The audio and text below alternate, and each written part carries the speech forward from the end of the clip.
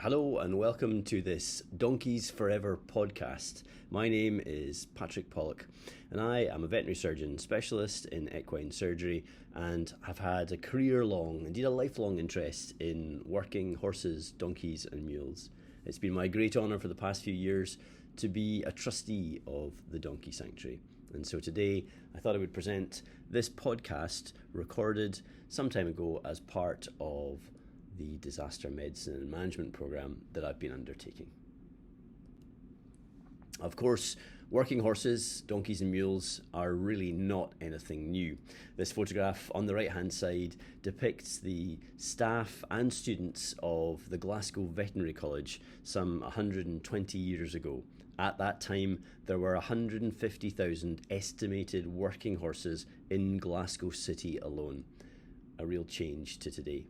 And of course, we've been using donkeys for many, many years as well. Some pictures depicting the use of donkeys to bring turf or peat out of the bog that my own grandfather and grandmother talked about. But today, working horses, donkeys and mules are very much a neglected population. They're a population which is not really even discussed. In Europe and the US and Australasia, the so-called West, there are estimated to be around 12 to 15 million equidae. And that is contrasted with the 150 million plus equidae who live in low and middle income countries and the parts of the world that are not well served by the veterinary profession. And the sad reality is that 99% of the world's equine vets treat only around 10% of the world's equines. And I'm grateful to my great friend and colleague, Dr. Gigi K, for that statistic. So what do these working equids do? Well, they perform many of the functions that are performed by mechanisation in other parts of the world. Here in the agricultural economy, the working equid takes the place of the tractor, the plough, the delivery van, and these animals work night and day to make sure that they can help the families that rely on them to generate food and income to look after their communities and their families.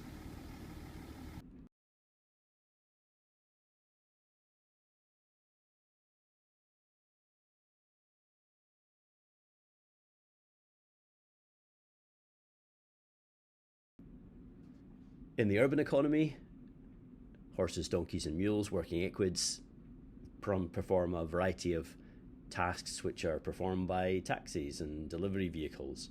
They work in industrial sites, they work in rubbish collection areas, they work in towns, and here are some donkeys on the right hand side working in the brick kilns in India, and these pictures are from my great friend and colleague Dr. Ramesh Kumar.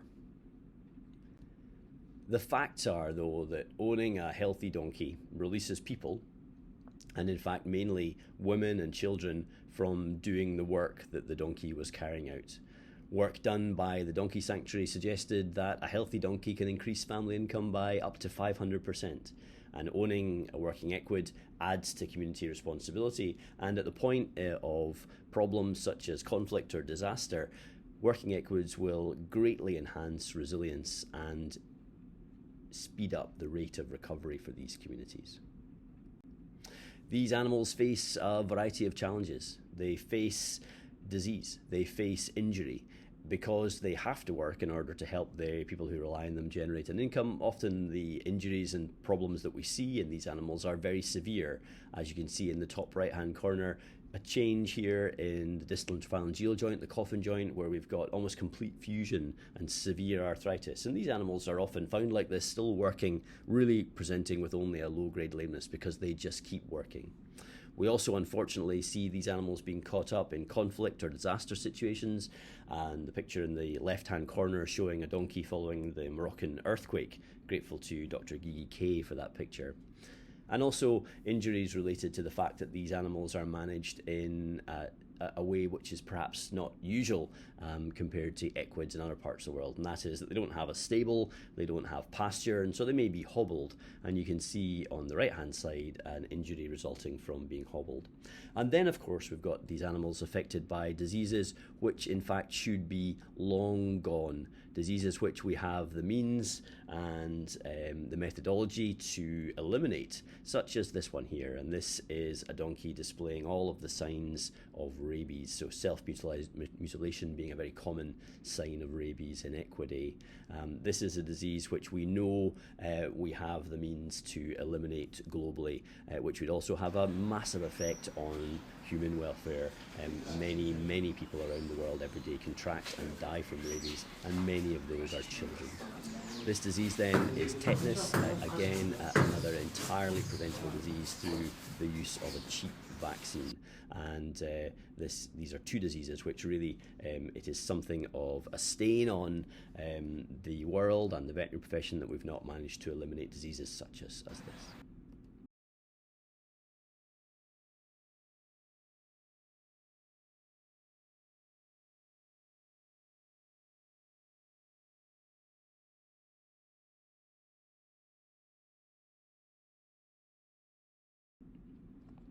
But a new challenge emerged in recent years, and this is the fact that there is a desire in China for a product, a traditional medicine product called a yao, which is produced from collagen retrieved from the skins of donkeys. And it is estimated that around 5.9 million donkeys are at risk from being taken into this area to produce the jiao.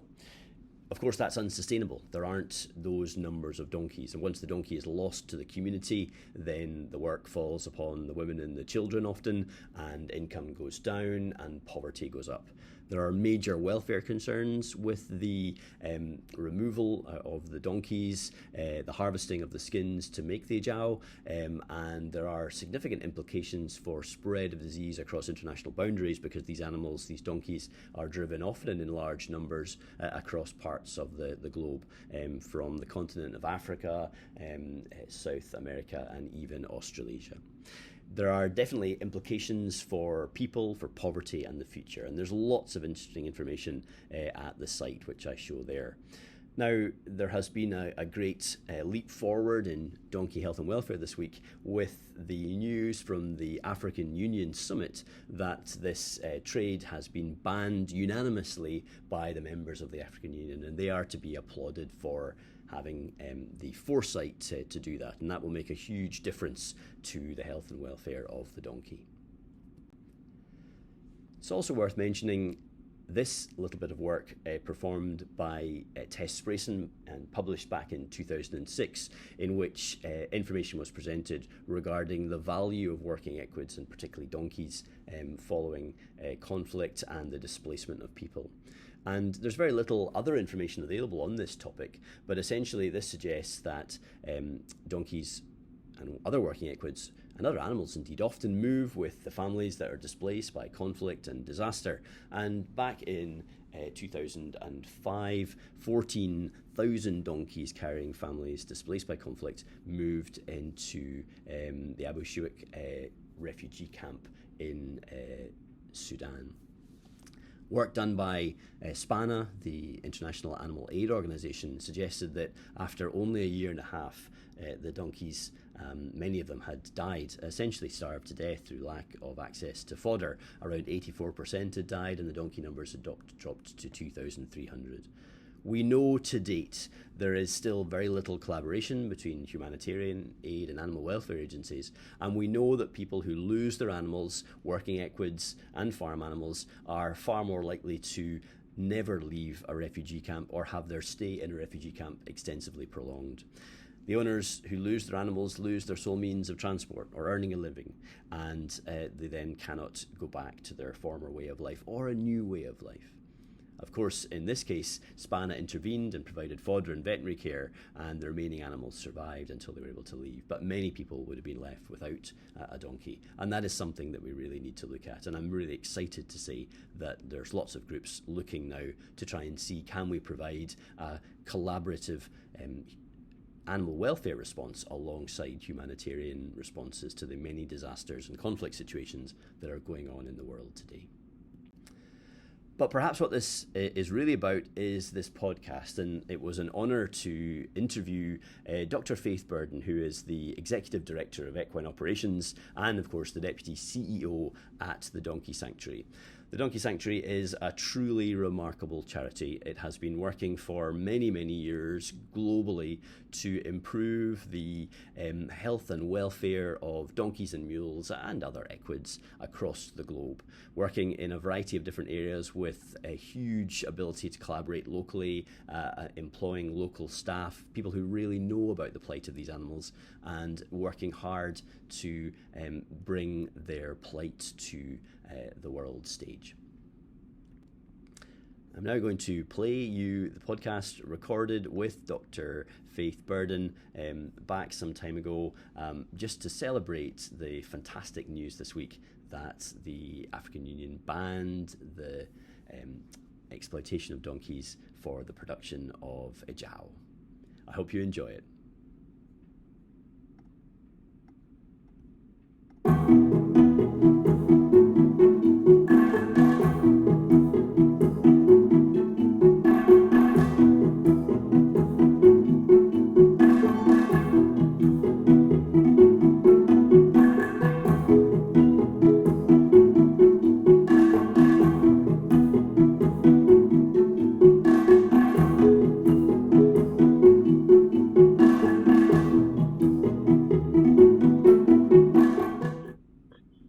Well, a very good morning. Welcome to this Animal Health podcast. This morning, we're delighted to be joined by Dr. Faith Burden of the Donkey Sanctuary.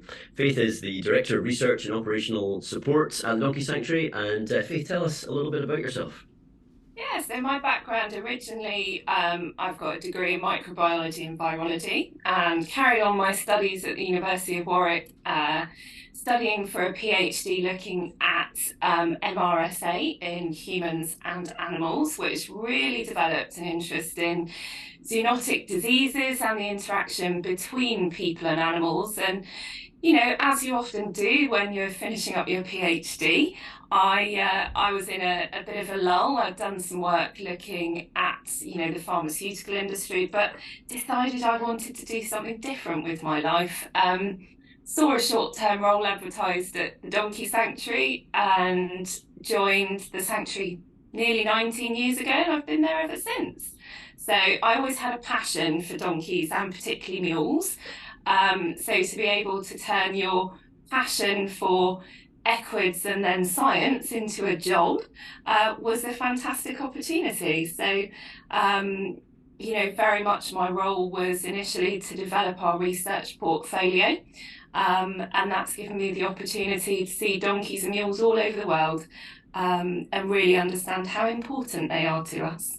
Fantastic. And you've got a very impressive array of publications on donkeys and mules, across a range of subjects. But before we delve into that, can you tell us a little bit about the Donkey Sanctuary? It's a very big charity, isn't it? It is. It's the largest equine welfare charity in the world. So it's been established for over 50 years and was originally established by a lady called Elizabeth Svensson to rescue unwanted and mistreated donkeys here in the UK. So very much started out as a sanctuary organisation, but is now an organisation that works with donkeys and mules across the world. So looking at the problems that these animals may face, whether it be unwanted mistreated animals here in Europe, or very much our focus now and in the future is looking at working donkeys and mules and seeing how best we can support them to live good lives, and of course their owners who depend on them. For sure. And for many people, I think, listening to this, they will have very little concept of the numbers of working donkeys that there are. They may have seen donkeys, as pets and companions in the UK or Europe or North America. But what is the role of the donkey globally and in low and middle income countries? Yeah, so it's a really good point, Patrick. Donkeys are often invisible, sadly. So there are as many donkeys and mules in the world as there are horses. So approximately 50 million donkeys, 10 million donkey hybrids, the majority of which are mules, and about 60 million horses. But certainly in terms of their visibility to the likes of you and I, or to somebody that's on holiday, donkeys often are below the radar. So we know that the numbers of donkeys and mules are often underestimated. So whilst we've got that 60 million figure, absolutely our instinct is that there are many more in the world. And what we do know is that about 90% of donkeys and mules are living in low and middle income countries where they are very much working animals, working as part of family units, often to carry out the real, dare I say it, the donkey work of the day, supporting families across the world, whether that be in Latin America, Southern Africa, Southeast Asia. Donkeys are just a normal part of daily life. You go into many parts of Southern and Eastern Africa, the two things you can be guaranteed to see are the chickens and the donkeys as part of the village community. For sure, and I guess that relationship is years old. I mean, hundreds of years old, and the donkey and the mule, I guess, has evolved into that position. What sort of numbers do we know of people rely on a working equid, as on a daily basis? Yeah, so the numbers we believe are around 600 million people are supported by working equids. So that's obviously horses, donkeys, and mules. And you make a really good point there, Patrick. So donkeys, we believe, were first domesticated by pastoralists in Eastern Africa around 7,000 years ago. So they've got a really rich history. And what's really interesting is some of the more recent research that's come out shows that it was actually the desertification of the Sahara region, which really drove those pastoralists to need to domesticate the wild asses that were in the local community. And actually, they were really pivotal in the survival and the change in terms of the societies of those pastoralist communities in Eastern Africa. So, when we think about climate change right now and the role that donkeys play, actually it's really fascinating that the trigger for domestication was likely another climate change situation that happened thousands of years ago. So they've been a huge part of human society, very much driven lots and lots of the changes that we've seen in terms of development of civilizations, and just trade and culture. It's all been on the back of a donkey or a mule. Which is just fascinating, and it's interesting because my own family have an origin in the rural west of Ireland, and lots of pictures and stories of using donkeys to bring fuel in from the turf bogs, and it's not that long ago that the donkey was part of our own society. That's absolutely right, and I think they still hold a really precious place in our hearts because of that. And whilst we may not have many, if any, working equids in Ireland or in the United Kingdom, certainly there are still working equids in parts of Southern Europe. So you will often see subsistence farming, whether it be Portugal, Spain, or parts of Italy, where the donkey is very much still a working equid. Certainly parts of Turkey, mules are very common in some of the more mountainous regions. And these are animals that are supremely adapted to work and indeed thrive in some of the most hostile environments that we have on the planet. And, I always like the comment in Shrek, which is, I'm a donkey on the edge. And actually, donkeys live on the edge. Yes. They are the classic survivor, aren't they? I think the tenacity of a donkey is just something that it can't be measured, but compared to the other domestic species that we deal with, there's nothing quite like it. No, it's really impressive, isn't it? It's really impressive. Humbling, I think, is Yeah.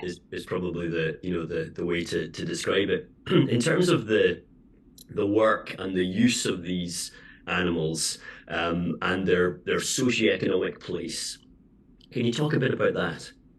Yeah, so absolutely, donkeys and mules are used for a variety of work around the world, whether that be assisting in subsistence agriculture, so helping with ploughing, gathering of crops, but very often it's the daily grind tasks, it's the household tasks that donkeys and mules are often focused upon. So that could be the collection of water, it might be the collection of firewood, or it could be delivery of goods to market.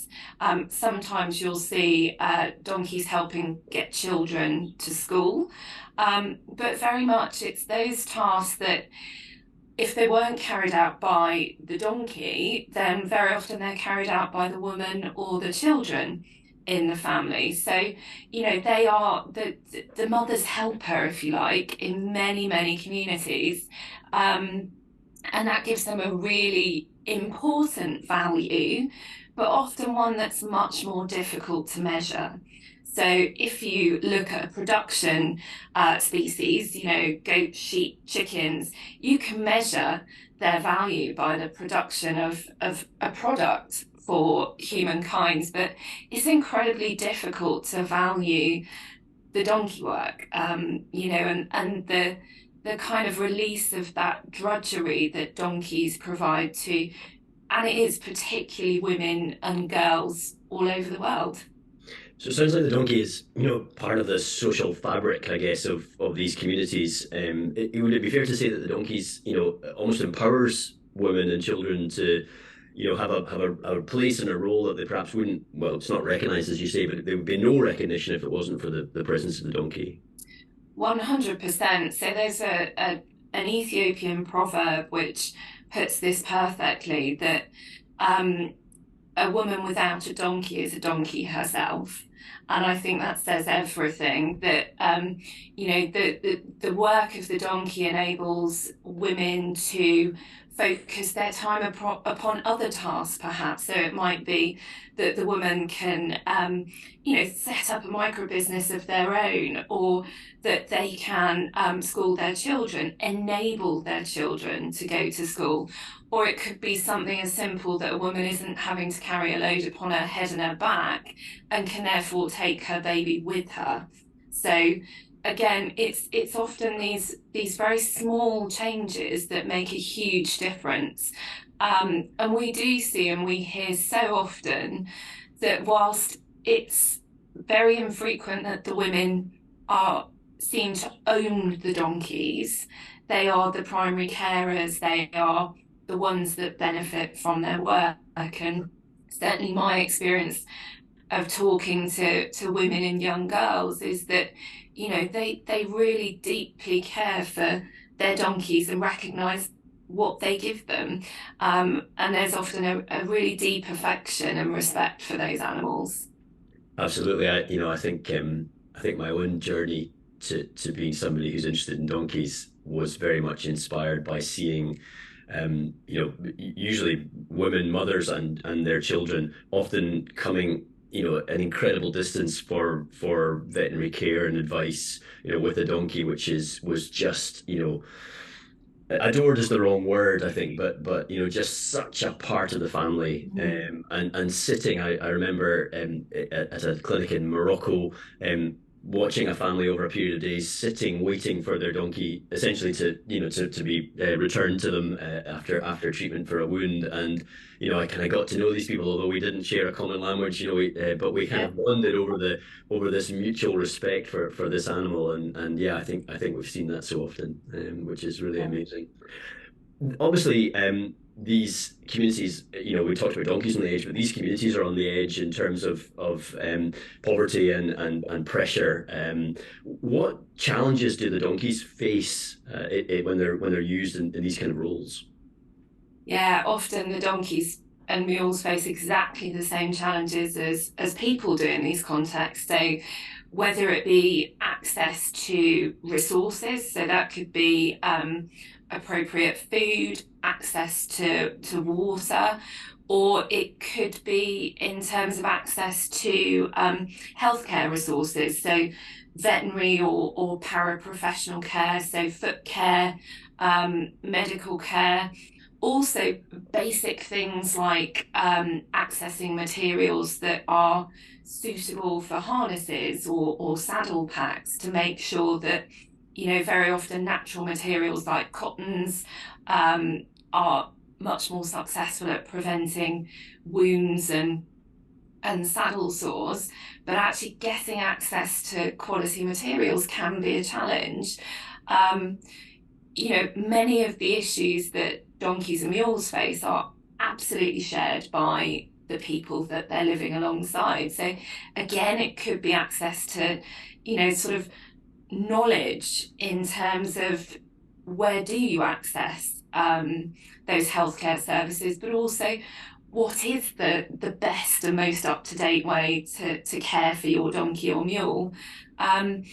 It frustrates me sometimes when there's the opinion that poor welfare is always due to neglect, and that's absolutely not true. It's very often due to a lack of basic resources and a lack of information.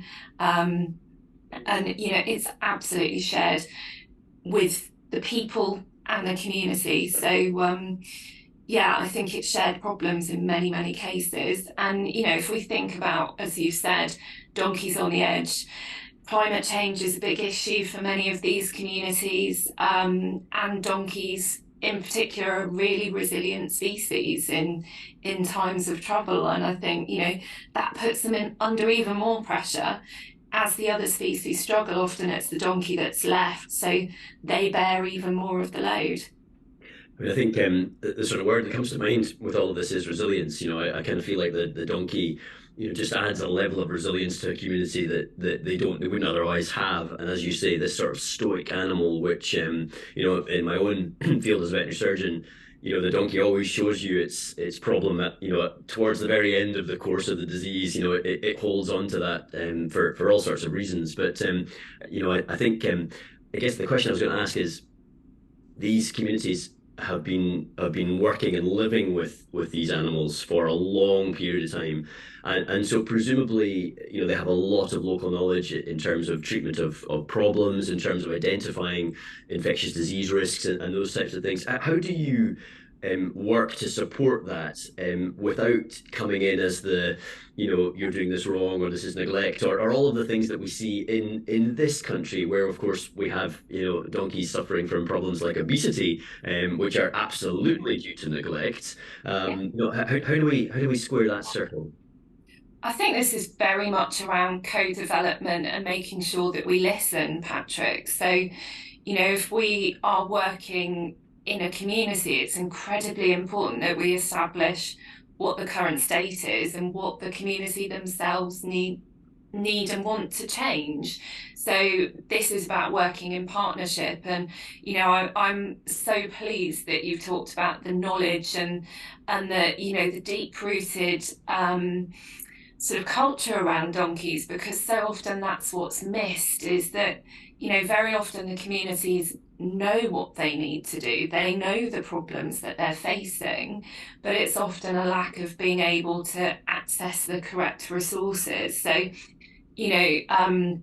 some of the work that we've done in the past has been fascinating around anthelmintic treatment in rural communities in Ethiopia. And of course, there are very well established drugs to treat parasites in equines, but what's really fascinating is the traditional approaches to treating parasites in different communities, and actually how well rooted many of these approaches are in science. If you look at the content of many of the plants and the minerals that the communities may use to treat internal parasites, actually fundamentally the chemical compositions are probably entirely what you would be using, and I think it's about how do we gain this knowledge from the communities in a really respectful way, and how do we access the right people?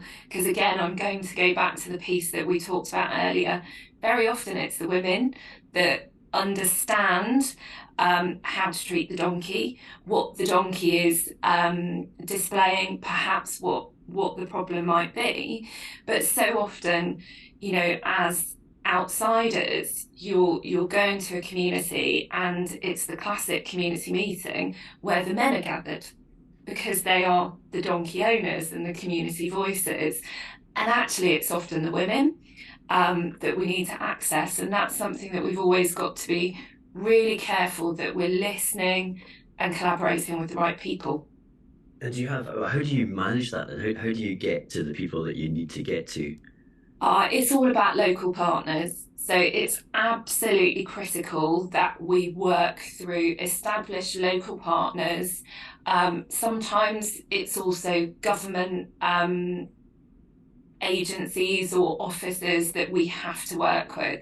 So it's about making sure you understand the kind of dynamics of the community and having those trusted partners and key influencers. So it's really important if you don't have, a decades long sort of trust and relationship with a community, that you work with trusted partners that do. And it's about, as an organisation based in the UK, it's very much about us being humble in terms of what we do and do not know about our community and its needs, and the best way to achieve good outcomes for donkeys and, of course, for their owners too. For sure. I mean, it just strikes me that there's so much there in terms of information that we could be using, back here, in this time of unprecedented resistance to anthelmintics, to wormers, or antimicrobials, or whatever it might be. There's Absolutely. all this, this centuries-old knowledge about how to manage these animals in a way that Yeah. is sustainable. Yeah, Incredible. absolutely. Couldn't agree more. I think there's such a rich and, important body of knowledge there that's just waiting to be tapped into. But of course, when it comes down to money and developing new drugs, it's often not attractive enough, is it? No, for sure. I guess the topic of this discussion was related to the role of the donkey in humanitarian disasters and crises. Can you say a bit about the donkey's role, after conflict, displacement of people, or a natural disaster? Yeah, absolutely. So this is something that we see very commonly. I mean, and sadly, as we've talked about already, donkeys are, found in very sort of troubled parts of the world very often, places where life is tough. And we certainly do see donkeys and mules involved in all parts of disaster resilience, management, relief, response, all of those areas. And, I think the first part to point out is that we've talked about the word resilience already, and I think that's really important, that the donkey or the mule is really important often to communities having some resilience to natural disaster. Whether that be something like, a prolonged drought. Donkeys will often provide a village with resilience in terms of being able to access water at greater distance, or simply being an animal that's able to survive conditions that other species simply can't. So, we see that, but very much again, in the response phase, the donkey or the mule is often the invisible helper. So frequently they are used to access communities that may have been cut off by something like an earthquake or a flood, places that cars simply can't get to, but you need to get medical supplies or tents or clothing to areas that are simply inaccessible. And mules in particular in many mountainous regions are, dare I say it, the four-legged vehicle of choice, because what you put on their back, undoubtedly, if they can make it, they will get it to the place it needs to go. So, the recent devastating earthquakes in Syria and Turkey, undoubtedly, particularly in Syria, we would be expecting mules to be a really important part of that disaster response. We know that mules are, used commonly in that region, and they certainly will have been called upon to deliver, really, really needed supplies to remote communities. So, they are just, again, they're often invisible. We might see them in the background of photography of disasters. In the Pakistan floods, again, mules in particular were vital to reach remote communities that had been desperately affected. So yeah, just the sort of the invisible helper, as we often think of them. Yeah, I mean it's like an invisible army, isn't it? This Mm. absolutely perfect all-terrain vehicle that can do so many things, and to some extent is so adapted, as you've said, to these regions and these climates that it can cope where a four-wheel drive absolutely can't. Is there provision for these animals following a disaster? I mean, we have obviously these, very well established protocols, the Sphere Handbook, for example, for, humanitarian aid and international response. Is there something similar for these working equids? Very little, in all honesty, and it's something that we've been working with our partners in ICWI for many years. Is how do we make people more aware of the importance of donkeys, mules, and of course horses, both in the disaster response, but also in that resilience piece, to make sure that they might be included in something like livestock emergency guidelines or in the basic provisions of what you do in a region where donkeys and mules are really common.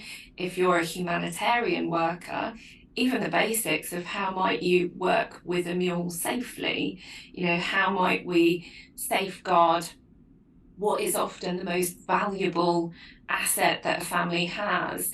If you're in a disaster and a family has a donkey or a mule, how do we make sure that that donkey or mule can safely stay with their family? Because it will probably be the biggest helper in their sort of rebuilding of their lives, whether that be where they are located or whether they have to sadly move to somewhere else. The whole household will probably be carried on the back of the donkey or the mule if they have to relocate.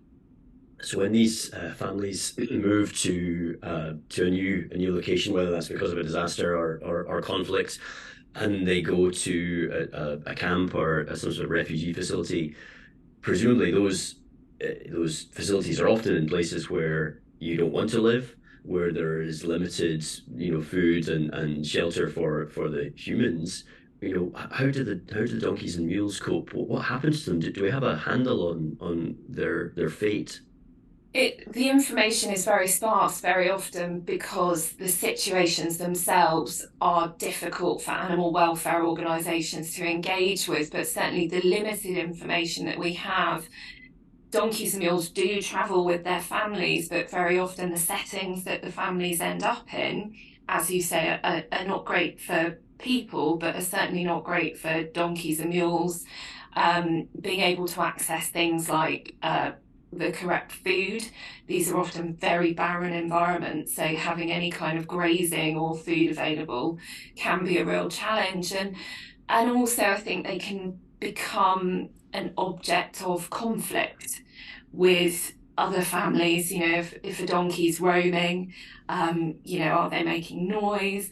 This kind of thing. So I think whilst they are of huge value to the family, often any provision for them in whether it be a camp is very limited because the focus is on people, very rightly. But I think we miss something when we don't realise that potentially the future for those people is that right there in the donkey or the mule that comes with them. Very much their ability to change their lives and make things better might be around the work that that donkey or mule can do for them so that they can start to help themselves. Yes, and I think there's some very interesting statistics over the duration that people spend displaced and in the camp, and how that duration is very much prolonged with the loss of not just donkeys but all of their animals, which is something I think we just need to be aware of, don't we? Absolutely. I think one final thing really that I wanted to touch on was a big challenge to donkeys globally that again is somewhat invisible, to those of us in other parts of the world, and that is the skin trade. Could you Mm. say something about that? What is the skin trade? What is the product that's being produced, and what where is it going, and what do they use it for? Yeah, so the skin trade is a phenomenon that we've seen develop over the last 10 years, and this is driven by the production of a traditional Chinese remedy called a jiao, which is a product with multiple health claims associated with it, mainly consumed by the middle classes within China. So a jiao is made from boiled donkey skins, and is a product that has seen a real increase in terms of its popularity. So originally, China's jiao industry was very much supplied with donkey skins by its own internal donkey population. But the donkey population in China has declined rapidly over the last 10 to 20 years. And that has meant to feed the increasing demand for a jiao that China has had to start looking at donkey skin supply from outside of its own borders. So we estimate, and scientists that we've worked with estimate there are around 5 million donkey skins needed every year to supply the demand for a jiao in mainly in China. The skin of the donkey is the most important part of this trade, and all other parts are often surplus to requirements. So unfortunately, what we've seen is, as huge amounts of money are involved in this industry, we've seen a rapid expansion of both regulated and unregulated trade in donkey skins and donkey slaughter. So donkey skins are procured from across the world, some from legal trade, but many of the skins come from illegal slaughterhouses and illegal bush slaughter situations. So it's had a devastating impact on many communities and has also led to a huge increase in the price of a donkey in many communities, particularly in Africa. But we have also seen some issues start to feed through in Central and Southern America as well. So there's sorry. So it's just a huge pressure on the global donkey population at a time when actually they're needed even more to support low and middle income countries as well. There's so much in there. I guess a couple of questions. Why do they not just farm donkeys? Does the donkey lend itself to being farmed in the way that we farm animals in quite intensive settings here in Europe? Yeah, the donkey is a really poor species to farm intensively. So it has a very long gestation period. So around about 12 months for a mare to produce a foal. But also it suffers from stress-induced disease very commonly. So unfortunately, donkeys can get highly stressed by changes in their management, changes in their herd mates, and anything that can cause a donkey to become challenged. So whether that be transport or any of the other things that production animals often experience in their lives, and that can be fatal in up to around 50% of cases. Other challenges are also that donkeys tend to, as you've already mentioned, Patrick, they tend to be quite stoic and subtle in terms of how they display symptoms of disease. And this can mean that, particularly with infectious diseases, it can rip through an intensively farmed herd of donkeys very quickly before somebody realizes what's happening. So what we have seen in some of the farms that have been established in parts of the world like China is that fertility rates are poor.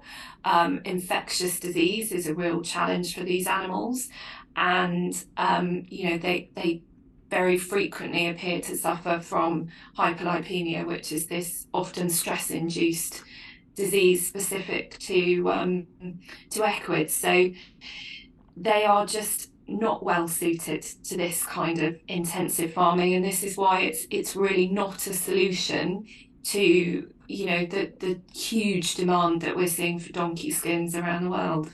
So if the donkey is being purchased for its skin from as far away as South America, the continent of Africa, are these skins shipped after the donkeys have been um, euthanized, or are the donkeys shipped live, or what is the mechanism by which these animals get to the factories? So the vast majority of the donkeys will be slaughtered in the country of origin.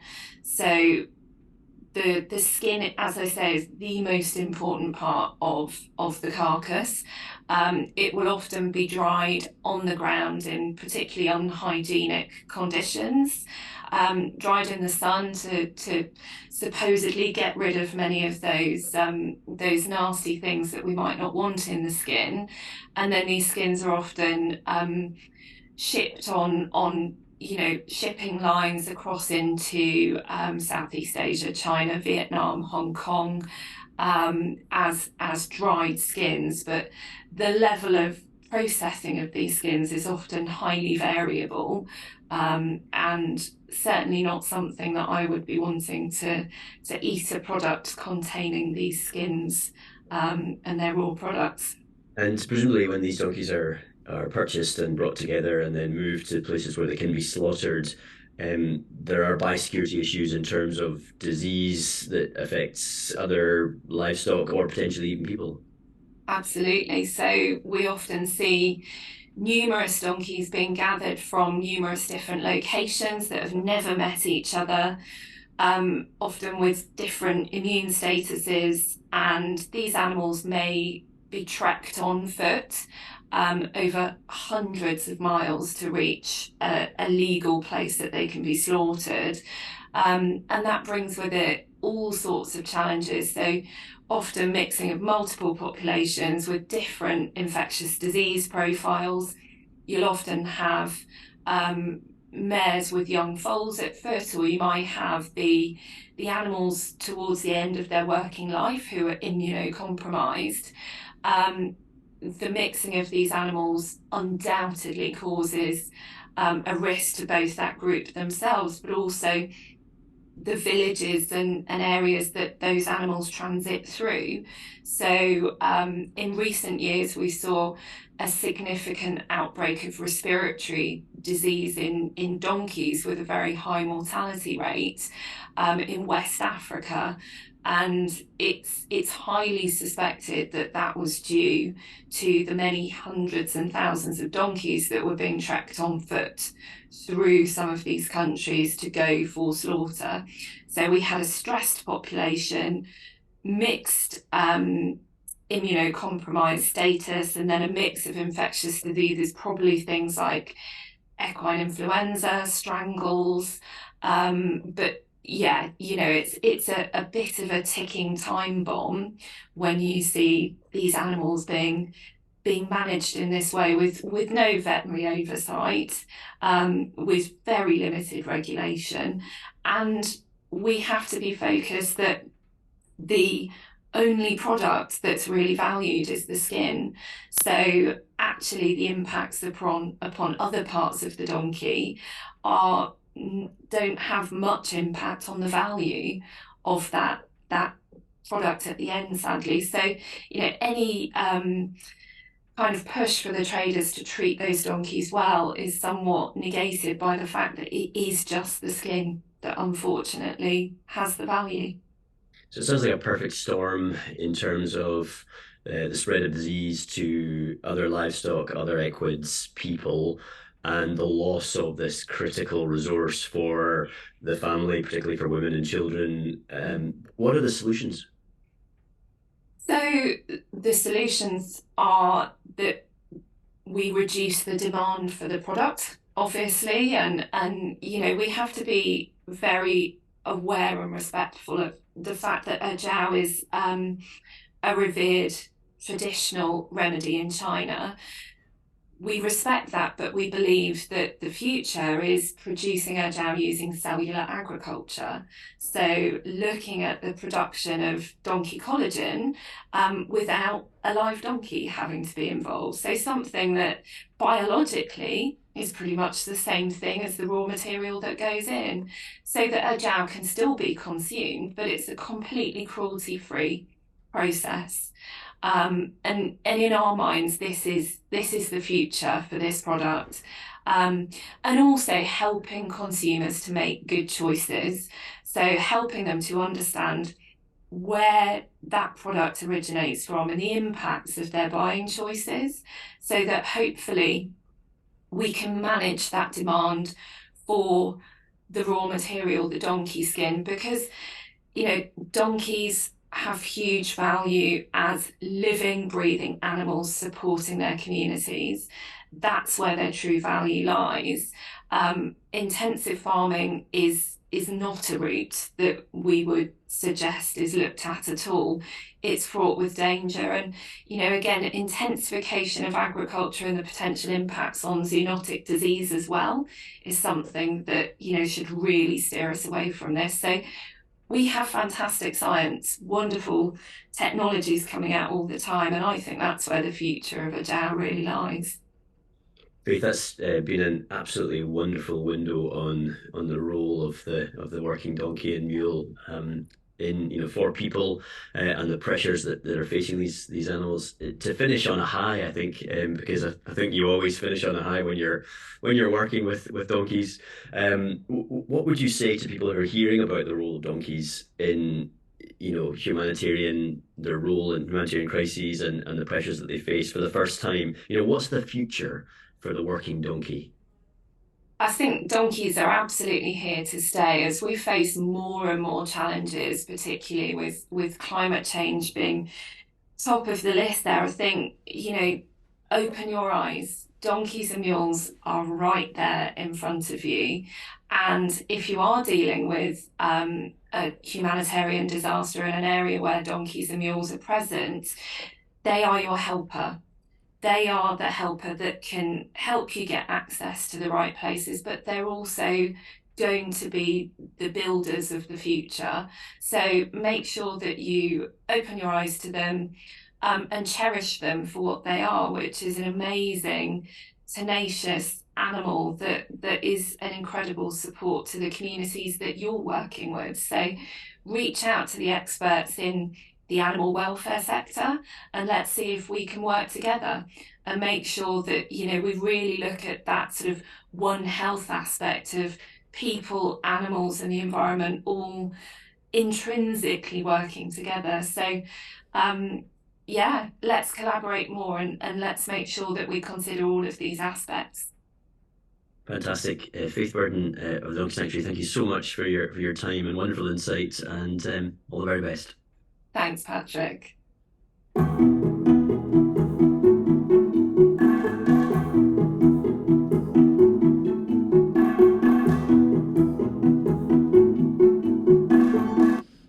So thank you very much for tuning in and listening to that podcast with the fantastic Dr. Faith Burden of the equally fantastic Donkey Sanctuary. And what are the take-home messages? Well, open your eyes to the donkey who is there, our helper, our colleague in all situations, and to think about collaboration, more collaboration in a One Health approach to disaster, to conflict, and to the many problems that communities face right across the world.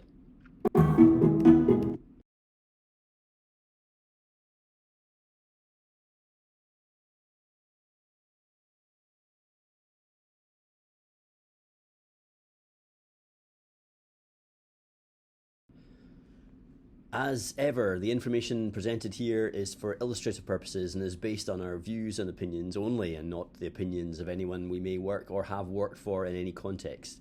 The series here is not intended to provide veterinary advice, and of course, if you're faced with a disease or injured animal, you must seek the advice of a veterinary professional in the jurisdiction where you are. If you've enjoyed the material presented here, please consider liking this material, sharing this on your network, subscribing to Veterinary High Performance. And once again, Thank you very much and have a great day.